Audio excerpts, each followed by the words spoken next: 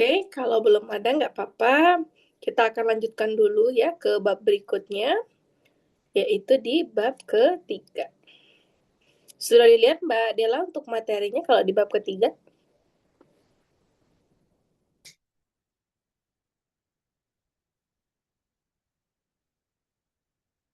Oke, kalau bab 3 ini adalah prapromosi ekspor. Jadi sebelum Mbak Dela dan juga tim akan mempromosikan produknya, kami mendampingi dulu untuk di persiapannya atau di prapromosinya.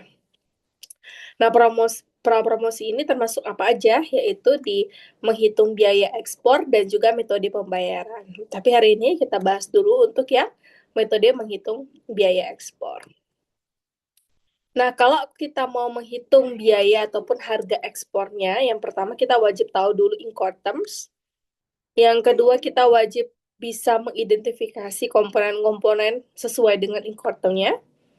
Yang ketiga baru kita hitung, yang terakhir baru kita punya pricingnya atau harga ekspornya. Yang mau saya tanyakan di sini Mbak Dela sudah pernah dengar mungkin atau tahu soal Incoterm? Belum, belum pernah dengar sih, Kak. Oke, jadi di dalam ekspor ini, dalam perhitungan harga, sebenarnya patokan kita adalah Incoterm ini ya. Nah, Incoterm itu apa? Incoterm itu singkatan dari International Commercial Terms. Terms ini atau istilah ini digunakan di seluruh negara dalam konteks ekspor dan impor. Kalau menurut penjelasan secara lengkap, Incoterms itu adalah ketentuan perdagangan internasional yang disetujui oleh pembeli dan juga penjualnya. Secara jelas menyatakan tanggung jawab, biaya, dan resiko apa saja yang terkait dengan pembelian, penjualan, dan Incoterm ini harus disetujui ya pembeli dan penjual dan menyatakan kapan biaya dan resiko penjual dialihkan kepada pembeli. Itu versi panjangnya. Tapi kalau saya pribadi itu memberikan simplicity ya di dalam artinya Incoterms itu adalah tempat penyerahan barang ekspor. Nah, logikanya seperti kita di lokal Mbak Dela. Jadi kalau di lokal misalnya kita lagi pesan makanan gitu ya, kan ada pilihan antar sampai rumah atau pick up. Nah, jadi seperti itu. Jadi ketika kita menentukan sampai mana nih kita antar, nah itulah yang kita sebut dengan incoterm. Pastinya ya ketika Mbak Dela pesan makanannya di pick up sama diantar ke rumah, harganya berbeda, pasti jauh lebih mahal kalau diantar ke rumah. Nah, itu sama dengan incoterm. Jadi ada komponen-komponen biaya yang bertambah atau timbul ketika incoterms-nya berbeda. Secara internasional, Incoterms itu ada 1, 2, 3, 4, 5, 6, 7, 8, 9, 10, 11. Ada 11. Tapi yang dipakai itu atau yang sering dipakai dalam ekspor ada 4 saja, yaitu di X-Work, FOB, CFR, dan CIF. X-Work tulisannya seperti ini, FOB itu free on board, CFR itu cost and freight, terakhir adalah cost insurance and freight. Nah, kita berikan ilustrasi di sini ya. Jadi kalau X-Walk ya, kalau X-Walk itu adalah apa namanya penyerahan barang ada di gudang. Ya, ingat-ingat kita eh, akan menyerahkan barang tersebut di gudang. Tapi kalau FOB ya, kalau FOB ini kita serahkan barangnya itu di atas kapal. Ya, di atas kapal mana? Di atas kapal negara muat alias di Indonesia atau di pelabuhan muat kita. Ketiga ada CFR atau Coast and Freight. Nah, kalau Coast and Freight ini kita akan memberikan ya barang tersebut sampai ke negara tujuan atau di pelabuhan tujuannya. Nah, kalau CIF atau Cost Insurance and Freight Dia sama seperti CFR, tapi ada insurance-nya. Ya, nah kita akan berikan penjelasannya lebih enak dengan gambar kayak gini. Kalau Xwork tadi masih ingat Mbak Dela sampai mana pengirimannya? Cuman sampai gudang aja. Sampai gudang. Nah, untuk di gudang sendiri, termsnya mungkin menyesuaikan dengan pembeli ya. Mungkin ada yang mau langsung dengan packaging, ada yang cuman bulkingnya doang ya, tidak ada packagingnya juga bisa. Jadi tergantung dia mau mintanya seperti apa. Nah, kalau kita sebagai produsen pastinya profitnya sudah dihitung. Tapi kalau sebagai trader, artinya barang yang di gudang si supplier tinggal tambahkan dengan marginnya kita. Untuk di esok ada pertanyaan dulu, mungkin Mbak Dela silakan. Bisa lanjut, Kak. Selanjut. Oke, kalau FOB sampai mana tadi Mbak Dela?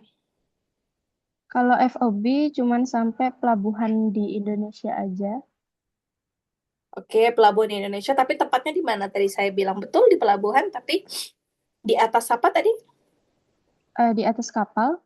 Di atas kapal ya. Jadi kewajiban Mbak Dela itu akan gugur ketika produknya tuh atau kargonya yang kita sebut sudah sampai di atas kapalnya, baik pakai mother vessel atau kapal induknya, atau pakai kapal tongkang, atau apa namanya kapal feeder vessel ya, gitu atau pre-carrier-nya. Nah, seperti ini adalah dermaganya ya, produk-produknya ini sudah ready dikirimkan ke Singapura sebagai transshipment-nya. Nah, ini kewajibannya saya sebagai eksportir sudah selesai nih barangnya karena sudah di atas kapal. Begitu. Ya. Nah, pastinya berbeda ya harga ketika kita akan X-Work sama FOB. Kira-kira Mbak Dela, dari harga gudang tadi, apa aja komponen yang timbul nih? Karena kita kirim barangnya sampai pelabuhan muat. Em, yang pertama pasti harga barang, kemudian transportasi, Oke, logistik. terus AA, mungkin ini ya juga bisa apa namanya kontainernya sama fee-nya kita atau keuntungannya. Oke, keuntungan di gudang itu sudah ada. Oke. Jadi pokoknya harga gudang tadi ya sudah dengan keuntungan ya. Nah, tapi karena kita kirimkan sampai pelabuhan, apa aja nih lagi yang bertambah? Tadi sudah betul logistiknya pasti karena kita kirim dari gudang ke pelabuhan. Berikutnya, Hmm. Kontainernya. nah kalau dalam FOB, kontainer itu belum masuk. Nah, kontainer itu Hmm. pasangannya selalu sama kapal, Mbak Dela. Nah, jadi Oke. itu baru muncul kalau di CFR. Nah, kira-kira apa nih yang akan muncul lagi kalau di FOB? Hmm, tenaga kerja mungkin buat ngangkut. Oke, namanya TKBM. Tenaga Kerja Oke. Bongkar Muat. Good, apalagi? Hmm. Di gudang tadi kita sudah mulai bikin dokumen belum? Oh iya, dokumen ya, Karena di gudang tadi kan tidak ada dokumen ya. Kita cuma siapin ya. barangnya doang nih. Nah, semuanya tuh diatur sama pembeli. Nah, kalau FOB, dia sudah mulai kita buat dokumen. Ya, jadi secara garis besar kita akan logistik, dokumen, terus nanti hal-hal yang timbul atau harga-harga yang timbul, biaya-biaya yang timbul di pelabuhan. Misal tadi kata Mbak Dela, ada TKBM-nya, ada burung muatnya, biaya sewa muat di pelabuhan misalnya, terus biaya fumigasinya, juga di pelabuhan semua tuh pakai alat-alat berat di pelabuhan itu mungkin ada biayanya. Nah, di FOB inilah kita tambahkan. Ada pertanyaan Mbak Dela kalau di FOB?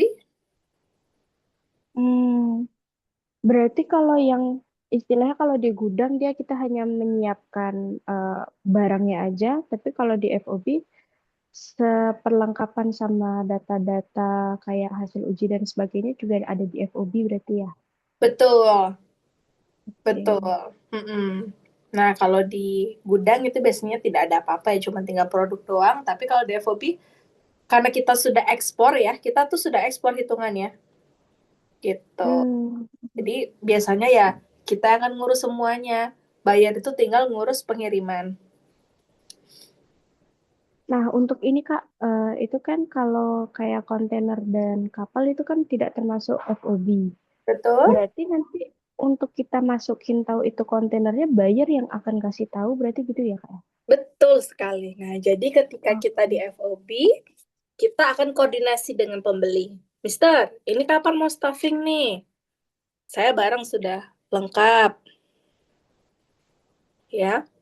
Mm-mm. Apa namanya? Dokumen sudah saya mulai persiapkan. Kapan mau pesan kapal dan juga kontainer? Gitu. Jadi untuk FOB ini sebenarnya pilihannya dua sih Mbak Dela. Mbak Dela bisa koordinasi dengan pembeli ya, berarti dia yang pesenin apa segala macam. Tapi kadang-kadang juga ya pembeli itu minta tolong sama Mbak Dela. Dela tolong dong kamu yang urusin ya kontainer sama kapal, tapi nanti saya yang bayar.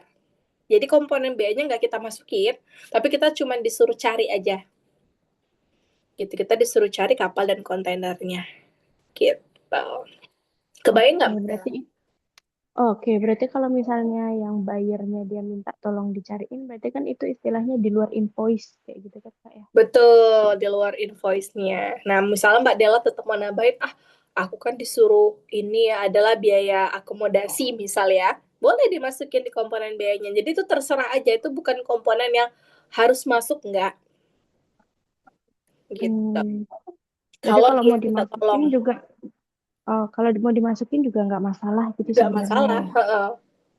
Oke, oke, oke. Begitu.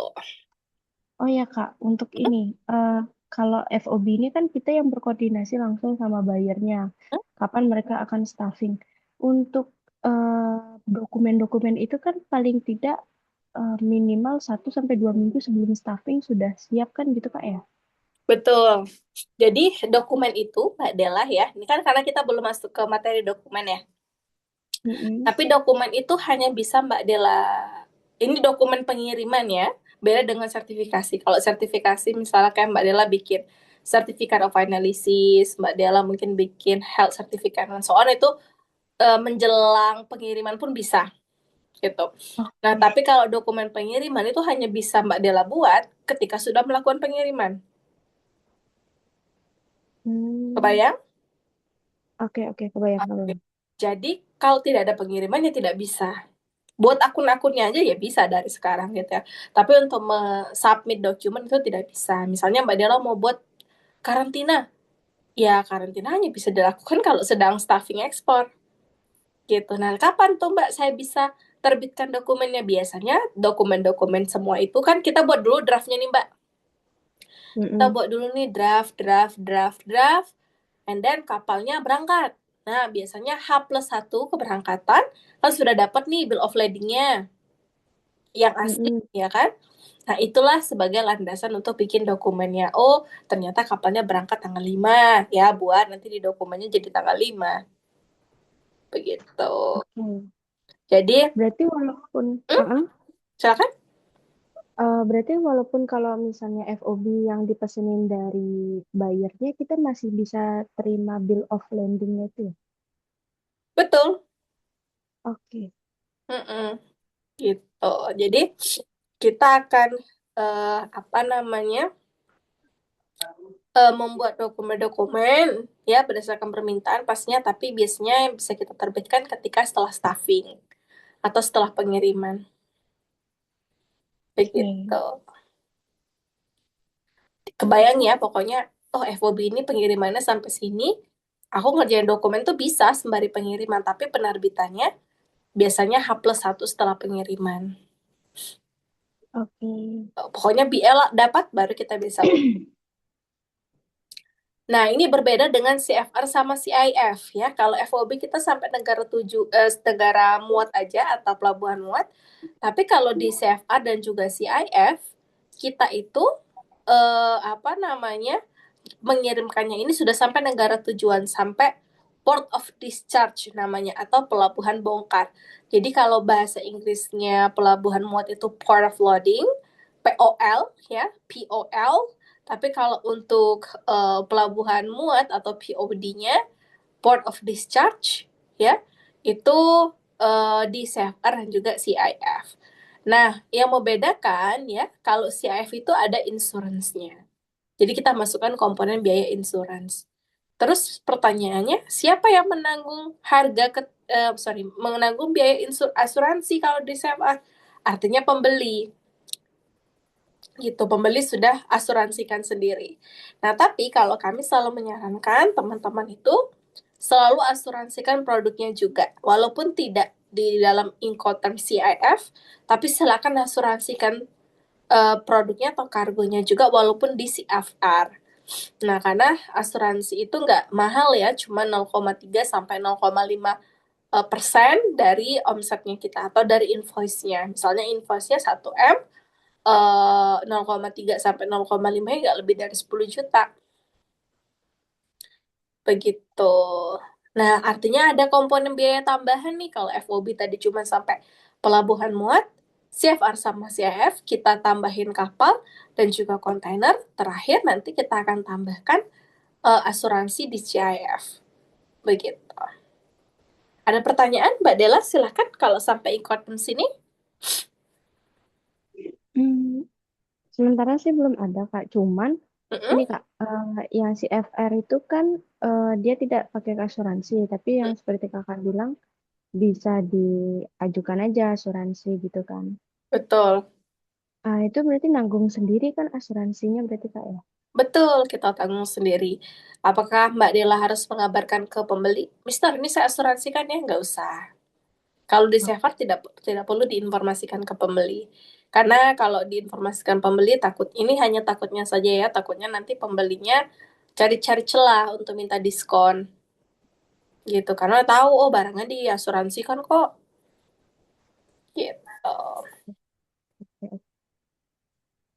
oke, oke. Sudah paham nggak? Sudah paham? Oke. Nah, Sudah. kalau itu pengertiannya ya, atau sampai mana tanggung jawabnya. Nah, kalau komponen biayanya ya, ini mungkin lebih detailnya, walaupun tadi sudah saya jelaskan, pastinya kita akan bahas di production cost, kita akan hitung biaya pengelolaannya, jangan lupa juga pajak itu dimasukkan ya, pajak dan misalnya ada potongan dari bank itu dimasukkan sebagai komponen biaya juga, jasa pihak ketiga, misal pakai forwarder, pakai surveyor, jangan lupa dimasukin juga. Nah, ini mungkin kalau biaya produksi kalau kita sebagai trader aja yaitu sudah harga include semua-semuanya dari pabrik tinggal kita tambahkan marginnya aja. Nah, kalau biaya pengelolaan pastinya dari packaging, terus gudang kalau pakai gudang orang lain ya, terus biaya angkutnya tadi ya logistik, biaya muat, biaya angkut ini yang saya bilang kalau pakai jasa dari pelabuhan itu bayar ya tetap ya. Terus nanti nih kok fasilitas lagi dari pelabuhan. Jadi ini namanya Mbak Della mungkin bisa diingat-ingat tempat ini karena ini kan tempat muat nih. Namanya CFS, CFS ya atau Container Freight Station. Container Freight Station ini tempat kita staffing di pelabuhan, tempat numpuk-numpuk kontainer dulu yang masih ada isi yang kosong dan juga ada isinya untuk segera di staffing ya. Kalau yang kosong, yang berisi nanti akan dipindahkan ke sini. Nah, ini adalah CY namanya ya, atau container yard, tempat penumpukan kontainer yang akan dipindahkan ke kapal, gitu. Nah, kalau sudah dipindahkan ke kapal, barulah nanti dikirimkan. Nah, untuk semua halnya ya, karena kita sudah memakai jasa fasilitas dari pelabuhan dan juga liner, ada yang namanya THC atau Terminal Handling Charge untuk handle kontainer dan apa namanya freight kita gitu atau kargonya dikirim ke negara tujuan ya kan dibantu di handle sama mereka. Itulah sebutannya Terminal Handling Charge-nya. Oke, ingat-ingat ini namanya adalah CFS atau Container Freight Station, tempat kita stuffing, taruh kontainer kosong untuk di stuffing. Yang sudah di stuffing nanti akan dipindahkan ke sini ya.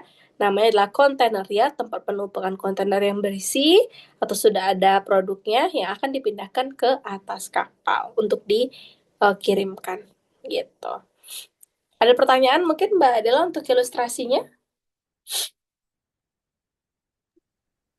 Sementara belum ada, Kak. Oke, kalau belum ada, nah jangan lupa juga ketika ekspor itu dihitung biaya-biaya yang lain, bukan hanya soal produknya. Misalnya kalau produknya ini kena biaya keluar kayak kokoa, kayu, itu kan ada biaya keluarnya. Silahkan nanti dihitung. Berikutnya ada tax ya atau pajaknya. Kalau pajak itu pakai aja yang 0,5% dulu dari omsetnya. Berikutnya bank charge kalau misalnya ada potongan dari bank, misalnya masuk nih uang dolar, oh ternyata kalau saya mau buat rupiahkan ada potongan sekitar 100.000 misal ya. Nah, silahkan nanti ditambahkan juga gitu. Terus kalau tadi ya saya bilang jasa pihak ketiga yang Mbak Dela kan pakai jasa logistiknya tadi MKL misalnya. MKL itu kepanjangan dari ekspedisi muatan kapal laut. Kalau MKU berarti ekspedisi muatan kapal udara ya. Pakai asuransi, pakai surveyor, ada sertifikasi ya dan lain-lain. Pokoknya di luar stakeholder utama ya, stakeholder utama kita tuh ada bea cukai, ingat-ingat bea cukai, karantina di seperindak provinsi. Nah, tapi kalau yang ini namanya pihak ketiga, ya ada MKL, surveyor, forwarder, sertifikasi ataupun uji lab, ini adalah biaya pihak ketiganya. Jangan lupa ditambahin. Kira-kira sebelum kita menghitung, Mbak Della sudah paham untuk konsepnya dulu? Oke, sudah. Sudah ya? Kalkulatornya sudah di-download?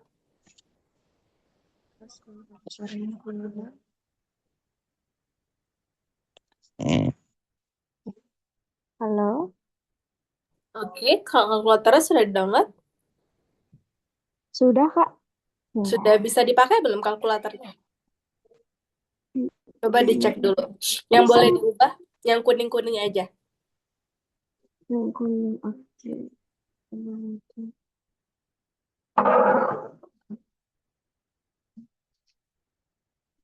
Oh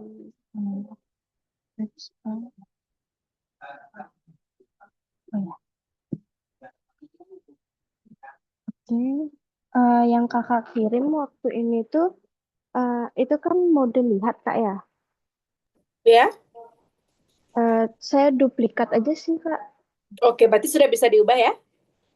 Bisa. Oke, good. Jadi pokoknya kalau misalnya pakai handphone, silahkan nanti download aja lah spreadsheet. Tapi kalau pakai apa namanya laptop kan bisa di duplikat atau nanti bisa juga di ekspor ya, diekspor jadi Excel yang baru gitu. Oke, kita akan coba ya sebentar. Saya siapkan dulu kalkulatornya. Mohon maaf ya teman-teman, kadang-kadang saya akan matiin suara karena Ya, ya. flu-nya masih sangat mengganggu. Iya, Kak. Oke.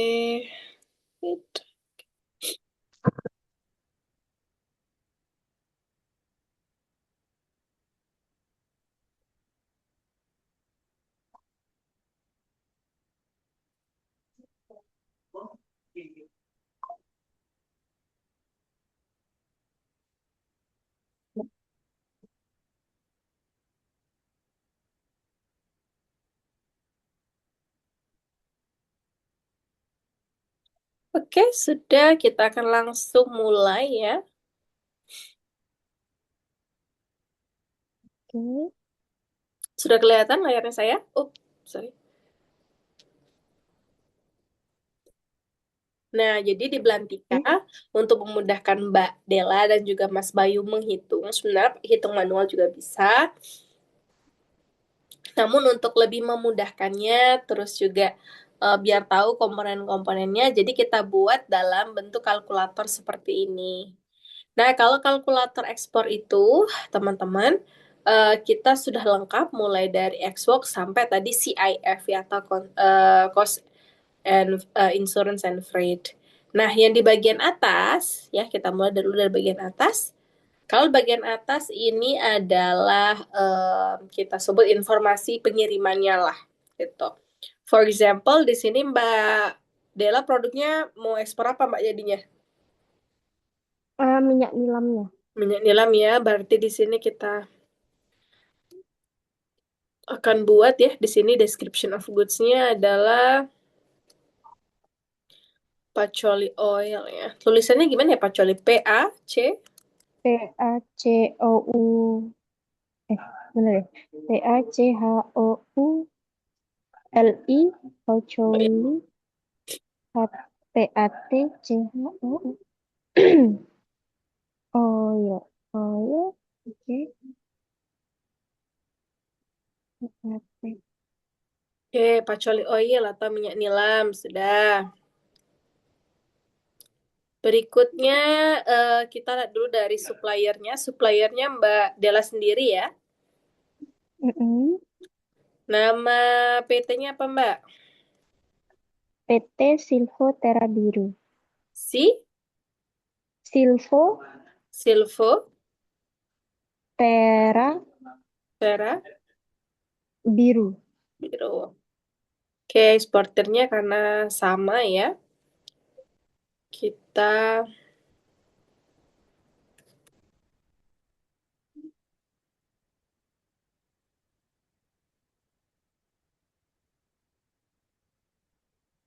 Oke, kalau factory-nya ada di mana Mbak?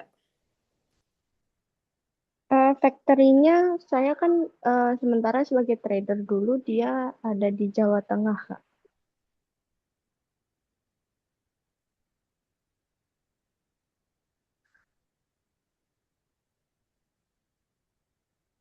Lebih spesifik daerahnya di Hmm, Jogja sih itu, Kak. Yogyakarta. Iya, Oke, HS code-nya silakan dicari. Atau kalau masih ingat HS code-nya, silakan. bentar.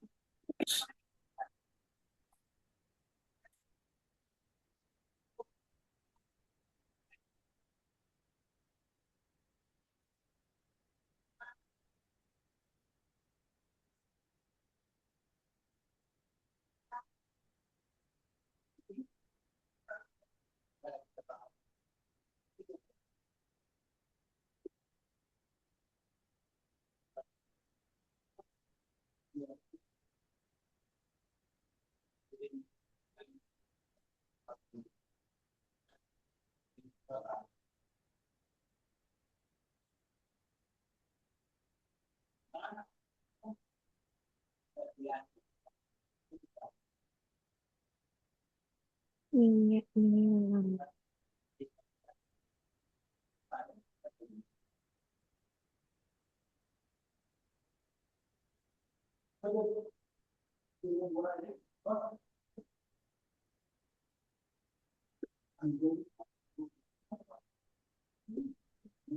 33 33. 01 Mhm. 2960. Oke, anggaplah untuk berat bersihnya ya, ini em, apa namanya, kita anggap saja karena kemarin saya sudah sampaikan ke Mbak Dela dan juga tim bahwa kalau bentuknya dia liter ya atau bentuknya itu cair, biasanya dia perhitungannya pakai volume dan yang tahu harga volumenya itu kalau tidak sampai satu kontainer hanya forwarder atau pihak pelayaran yang bisa bantu hitung. Tapi di sini kita pakai aja satu kontainer itu kita em, sewa gitu ya. Kapasitas satu kontainer itu kurang lebih 18 ton kalau 20 feet. Nah, nanti tinggal ya kita ubah jadi liter aja gitu. Jadi satuan-satuan ini bisa Mbak Dela ubah gitu atau liter atau mili tergantung nanti kebutuhannya. Ini kita ajarkan dulu cara perhitungannya. Nah, anggaplah satu kontainer itu Mbak Dela anggap ya, misalnya ekspornya 15 ton lah. 15 ton. Karena bentuknya cair. Kalau 40 feet, tinggal nanti dikalikan dua lah biasanya. Kali dua. Mm-mm. Pelabuhannya mau pakai pelabuhan mana nih, Mbak? Eh, pakai yang di benua aja kali, Kak. Berarti kalau di Jawa Tengah, apa itu nama Eh, pelabuhan? Karena ini Jawa Tengah. Ya, kalau di daerah Hmm, Yogyakarta, ada nggak dia pelabuhannya? sebentar.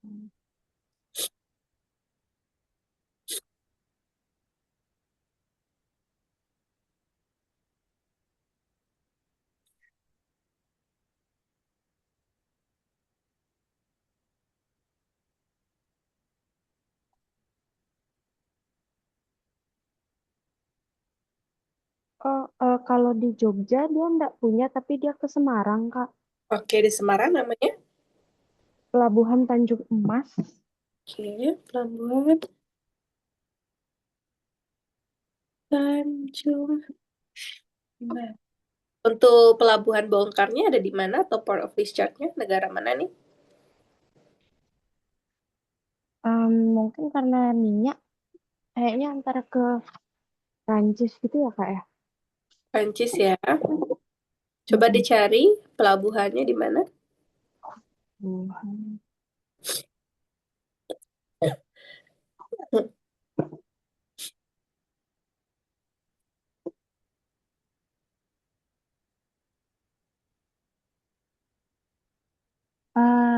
Dia ada dua, Kak. Ada Marseille Fos dan Le Havre. Oke, tulisannya mungkin seperti apa? MAR M-A-M, MAR M-A-R, eh, SEI S-E-I, LLE L-E-I, LLE, Kak. O-L-L-E, Strip strip, FOS. O-S, kan? Perancis ya? Ya,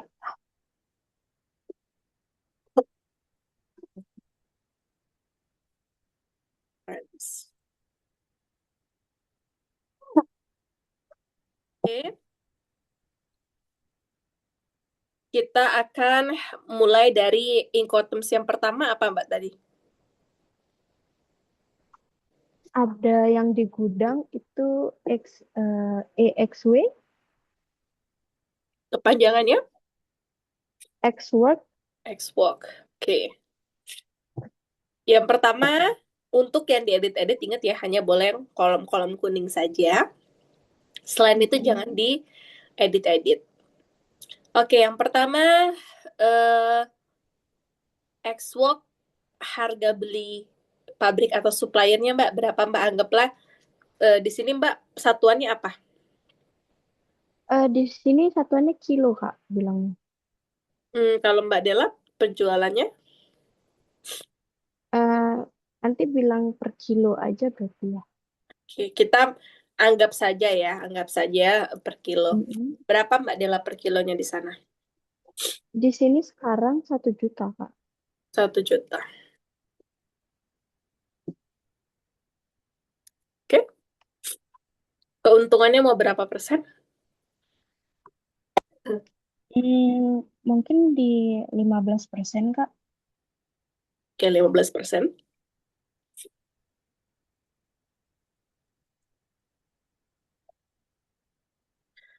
Oke, kita sudah dapat nih harga awalnya 1 juta.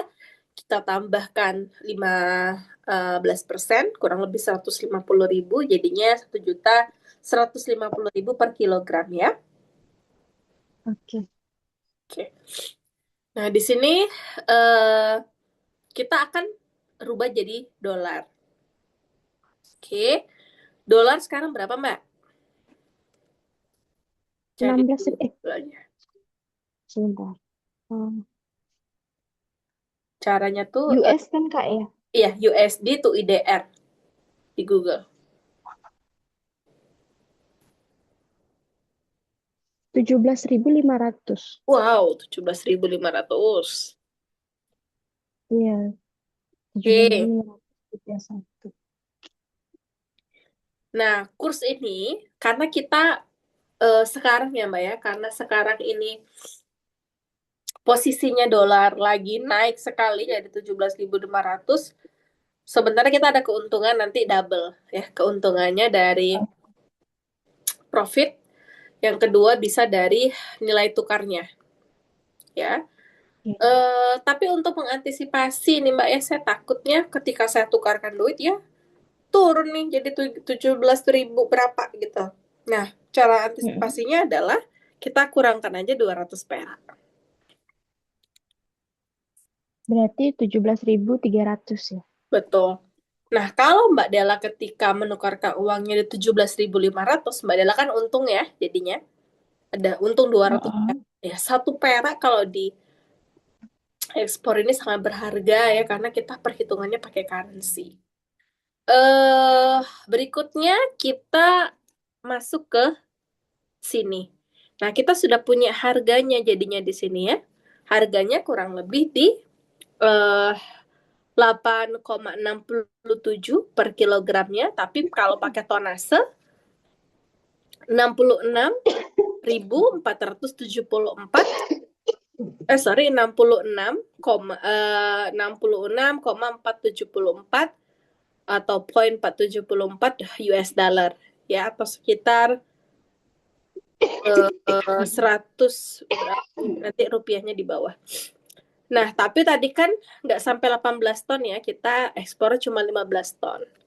Nah, ini bisa diubah nih Mbak. Ini saya kuningin, jadi nanti Mbak Dela inget-inget yang ini boleh dikuningin. Yang itu. Oke. Heeh, jadi bisa diubah-ubah tonasenya berapa. Karena kan 20 feet, 40 feet. Nah, Mbak Dela sudah punya harga nih. Oh, saya kalau per kilogram jadi 8,67. Tapi kalau per metric ton itu 66.474 US dollar.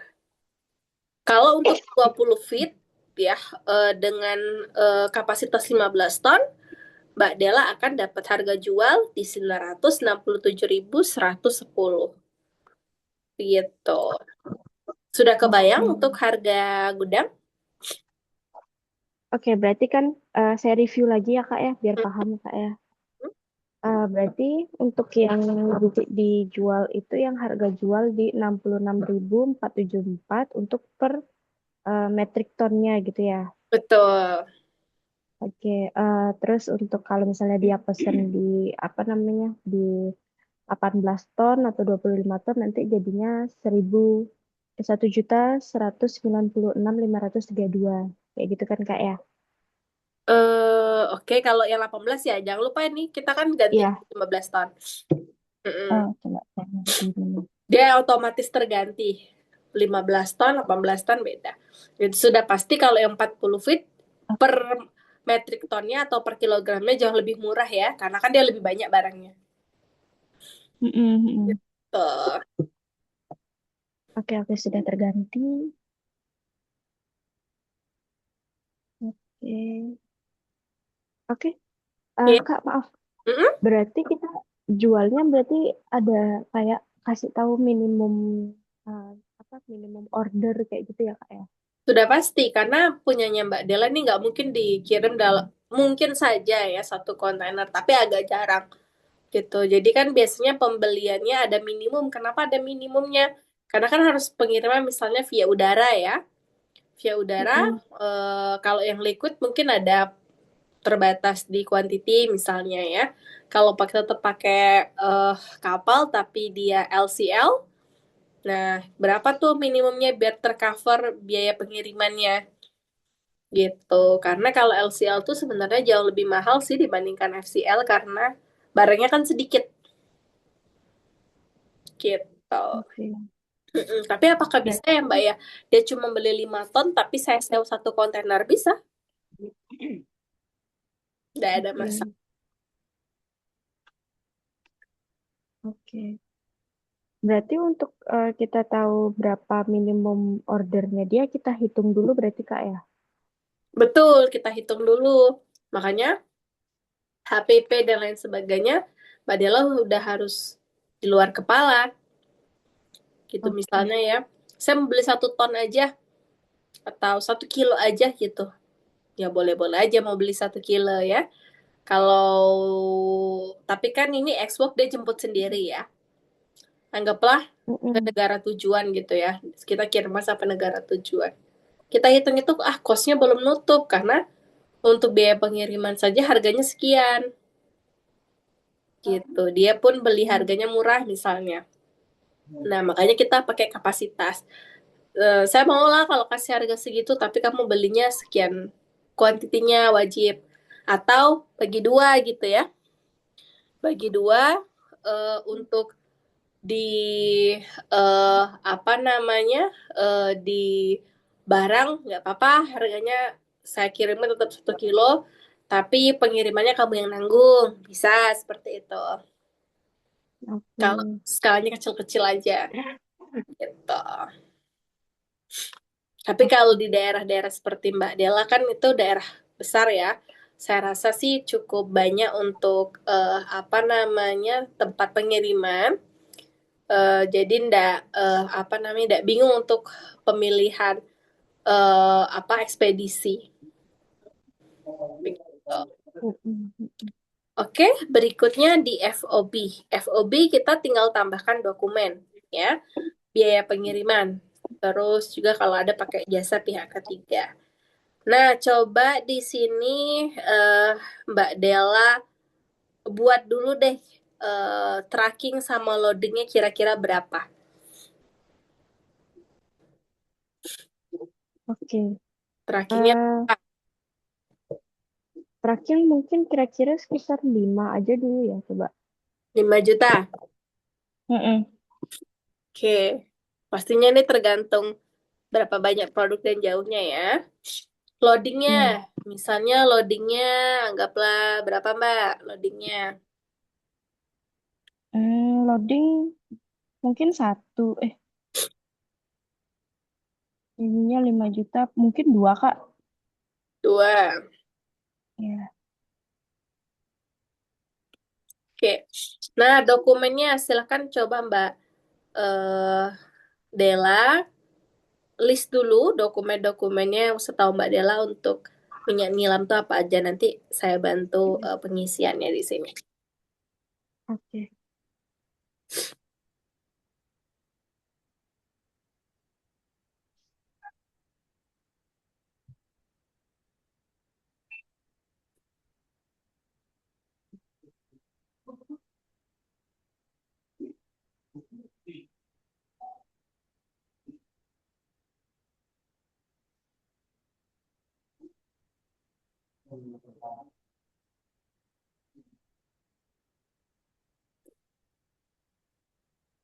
Oke, dokumennya apa aja nih?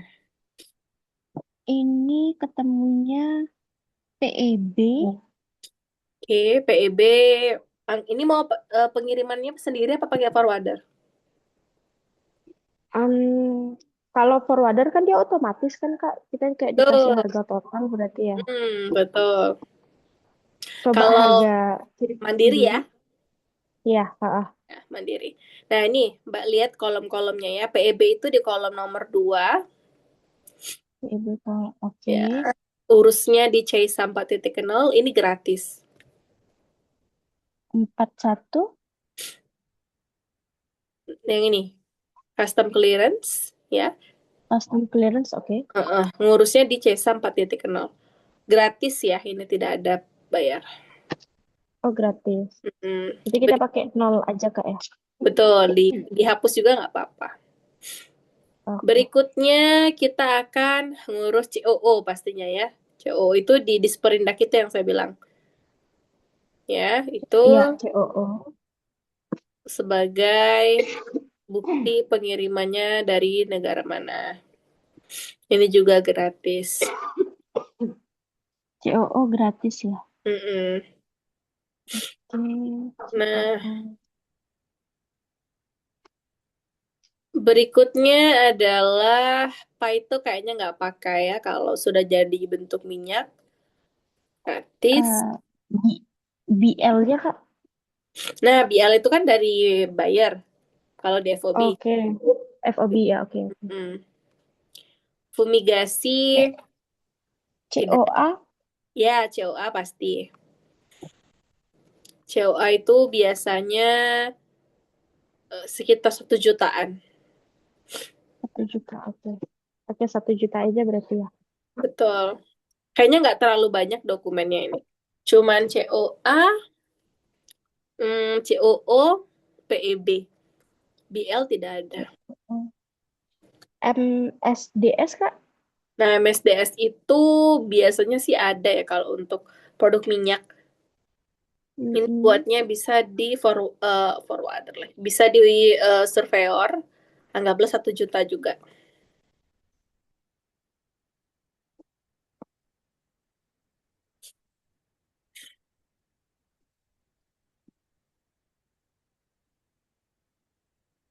Berarti phytosanitary enggak ya Kak ya? Kayaknya kalau minyak sih nggak lagi ya.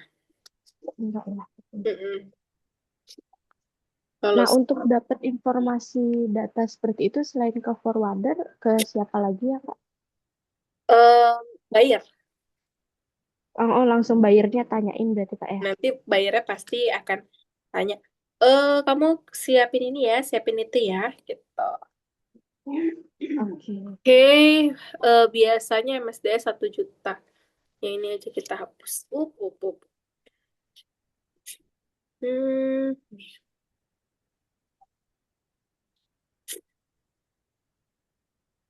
Kalau MSDS, jujur saya belum pernah buat ya. Jadi kalau bisa dari sekarang sudah coba ditanya-tanya sama forwarder itu seperti apa cara pembuatannya.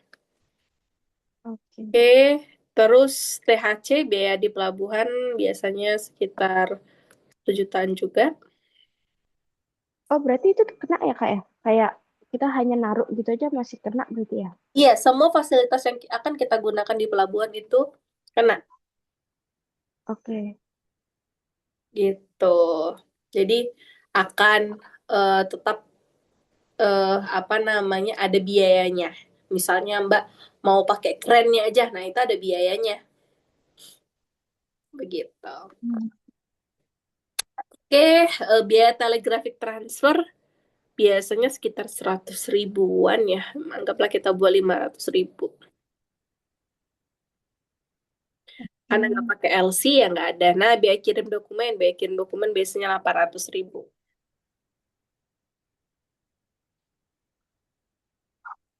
Oke. Nah, untuk pajak, karena tadi pakai 0,5 ya.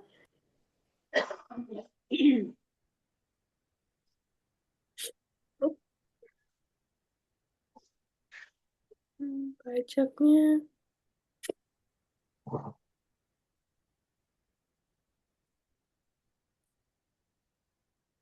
Oke, pajaknya sudah Hmm. kurang lebih seperti ini. Gitu. Nah, ini Mbak juga bisa tambahkan dan kurangi lah nanti. Ini kan hanya perhitungannya aja. Sehingga Mbak Dela punya perhitungan baru untuk di FOB yang 15 ton tadi jadi $44 per metric ton. Kalau 20 fitnya atau 15 tonnya kurang lebih 66.518 gitu. Oke. Ini FOB-nya. Nggak terlalu banyak kayaknya kalau sudah bentuk minyak. Paling yang banyaknya itu nanti sertifikat-sertifikatnya. Bikin COA Mm-mm. lah, bikin kalau dia suruh HC dan lain sebagainya ya. Tapi itu tergantung buyer. Karena dia bukan produk yang masih mentah lagi. Gitu. Nah, kalau untuk FOB ada pertanyaan? Hmm. Sebentar, saya pastikan kembali. Oke.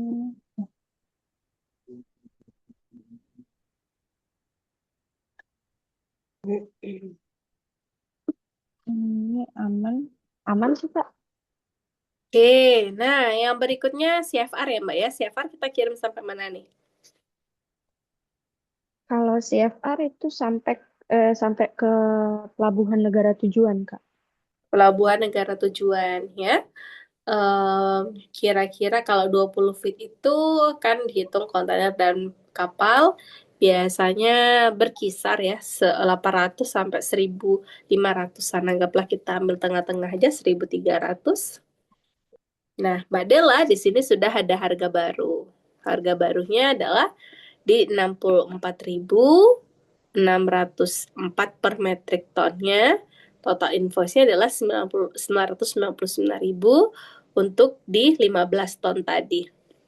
Gitu. Kalau pakai 40 feet nanti tinggal tambahkan yang di bagian bawah. Oke. Terakhir Kak, perhitungannya, silakan.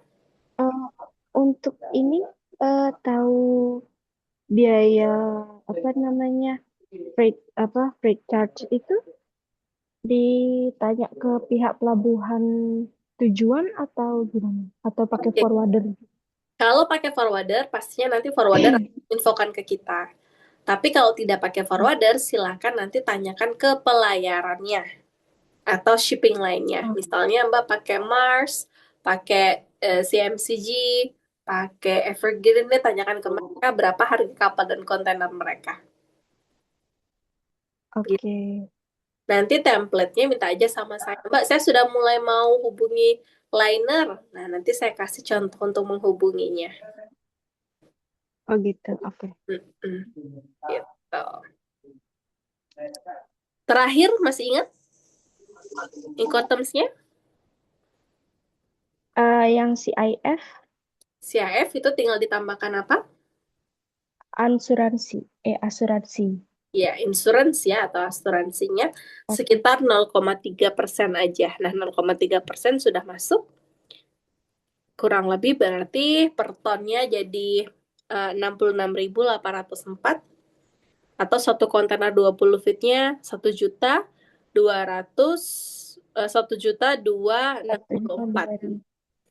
ya 2064 ya. Untuk invoice 20 feetnya gitu. Nah, ini dalam bentuk dolar semuanya. Nah, saya mau hitung estimasi keuntungannya, Mbak, berapa? Nah, estimasi keuntungannya kita pakai yang 20 feet ya. Ini boleh dikuningkan. Mbak Dela tadi 15 ton ya. 15 ton ya. Nah, tadi kita kursnya pakai 17.300. Alhamdulillah, Mbak Dela ternyata dapat kursnya di 17.500 nih. Wah, luar biasa. Artinya, Mbak Dela keuntungan awalnya tadi sekitar 2 miliar ya. 2.250.000.000. Hmm. Tapi karena ada kenaikan harga dolar gitu ya, untung nih. Jadi 2.276.105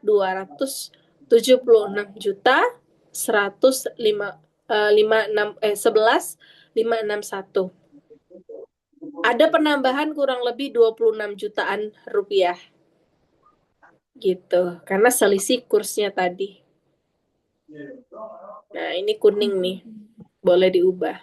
Jadi kalau Mbak Dela nanti apa namanya ada penambahan-penambahan dolar atau perbedaan currency sebenarnya itu ada estimasi keuntungan yang berlebih di sana gitu. Nah, kalau misalnya berkurang, Mbak, misalnya tadi saya belinya 17.300, tapi pas saya tukar jadi 17.000 doang. Nah, artinya ada kekurangan ya, pengurangan profit kurang lebih 39 jutaan gitu. Tapi ini kan tetap masih untung ya, karena sudah ada estimasi keuntungannya. Iya. Tuh. Ini kalau satu kontainer ya, atau 20 feet. Begitu. Yang di 15 ton. Kurang lebih perhitungannya seperti itu tuh Mbak Del. Ada yang mau ditanyakan? Silakan. Sebentar, saya kan kakaknya ini nyoba, saya masih nyoba. Oke, oke, udah berubah. Jadi Mm-mm. kok nggak mau berubah nih gitu. Oh ya Kak, untuk ini, untuk asuransi itu kita belinya di mana?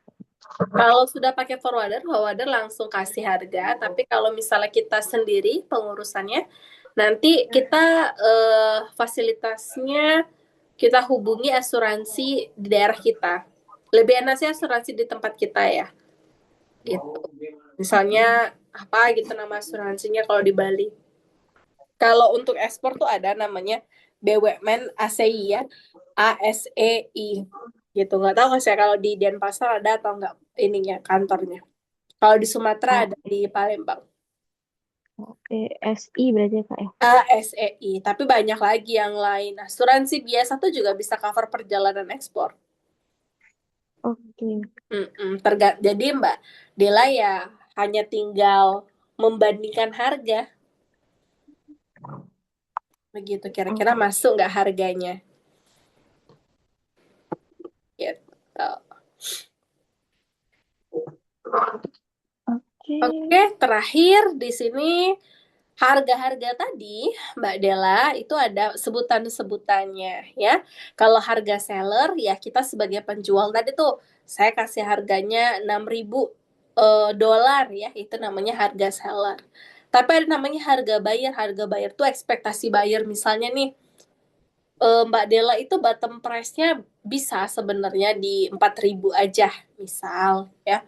Si buyernya bilang, saya kemarin dapat harga dari si C 4.500, kamu kasih harga 6.000 kan kemahalan. Nah, Mbak Del tinggal pertimbangkan, sebenarnya 4.500 mah masih untung gede.